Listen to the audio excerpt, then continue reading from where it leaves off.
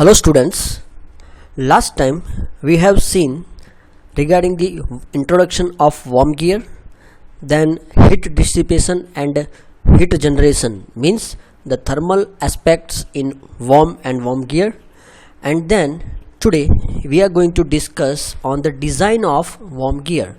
So as we have seen so many designs of spur, helical and bevel gear, it is same like we have done before in these three gears like spur, helical and bevel gear. It is same like design, so you can just read it out and understand yourself, and here I am going to explain the example directly. Okay, so by this way you can also complete the design of warm and warm gear. Okay, so let us start. A warm speed reducer unit is to be designed for the input of 5 kilowatt with the transmission ratio of 25. So here transmission ratio, that is the gear ratio, is 25, and what amount of power we have to transmit? And we have to transmit the 5 kilowatt. Okay, now the speed of the hardened steel worm is 1750 rpm. So here speed of the worm is 1750 rpm. So here hardened steel is given, so you can assume so many data from this material. So in particular design subject, if material is given, is some grade is given, then you can assume. Okay, you can assume by using that material you have a book, design data book, so by that design data book you can assume so many things. The warm steel is to be made of chilled bronze, and the tooth form is to be 20-degree full depth involute. So here normal pressure angle is given 20-degree full depth involute. Now assuming the start worm double start. Okay, so here n is equal to 2, or we can say ZW is equal to 2, double start is there. Design a worm and worm wheel. So as like previous gear design, first of all we have to find the beam strength, right? So beam strength of worm gear is here SUT is given as per the chilled bronze material here. So as per this material, ultimate strength of this material is 240 Newton per mm square, that we have assumed like I told you before. So here Q, let us take Q is equal to 10. Okay, so Q is also here assume as per this material or ultimate strength, and you know what is Q, right? Now sigma BG.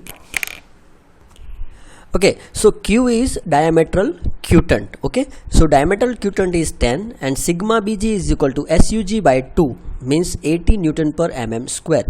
So here this is the bending stress. Then width B is equal to 0.73 dW.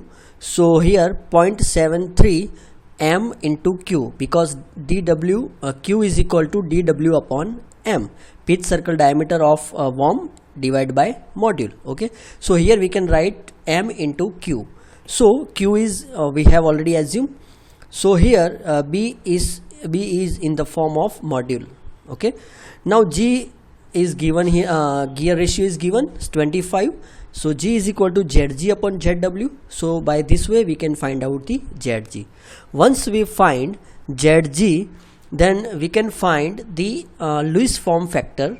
Okay, here you can see the Lewis form factor, and 10 lambda is equal to ZW upon Q. So by this way we can find out the lead angle. Lambda is the lead angle. Okay, we have seen the terminology. Okay, if you have not seen terminology yet, though you can see that.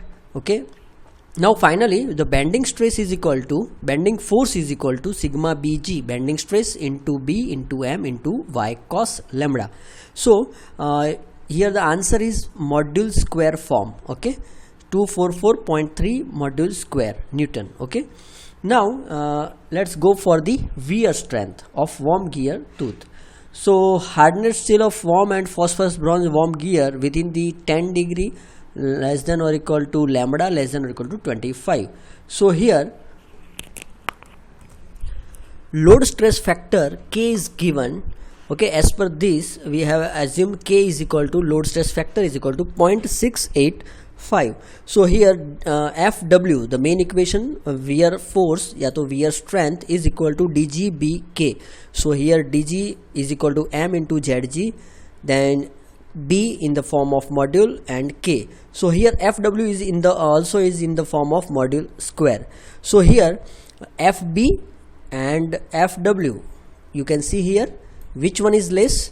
Fb is less, so here Fb is less than Fw. So worm gear is weaker in bending then it should be designed for the safety against the bending failure. Okay, we have to decide which one is weaker. So here this worm gear is weaker in bending. Okay, now we have to find the effective load on worm gear tooth.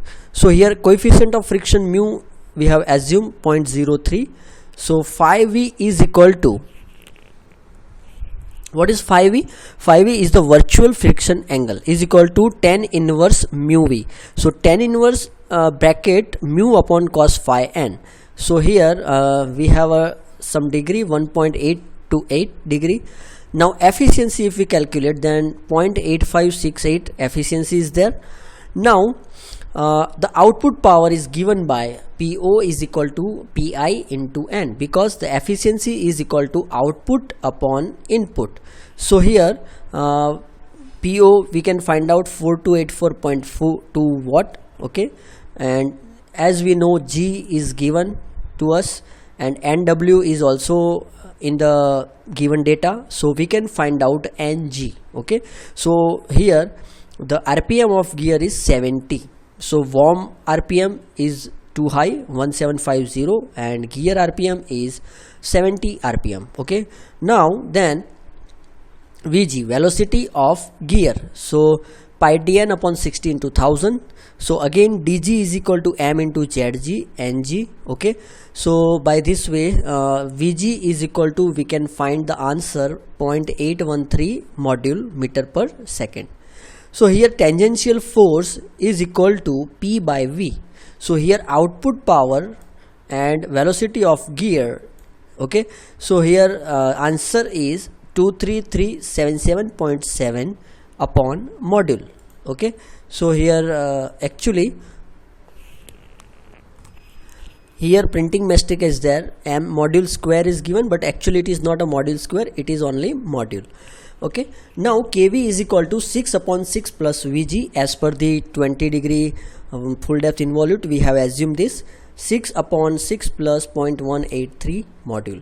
So application factor here directly assume 1.25. If you assume 1, then it's okay, no problem with that. And finally we have find out the effective force, effective load. So effective load is equal to Ka Fg into T upon Kv.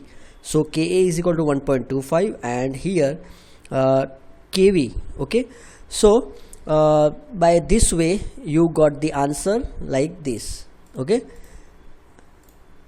okay, so in the form of module. Okay, now estimate of module, here factor of safety is 2.0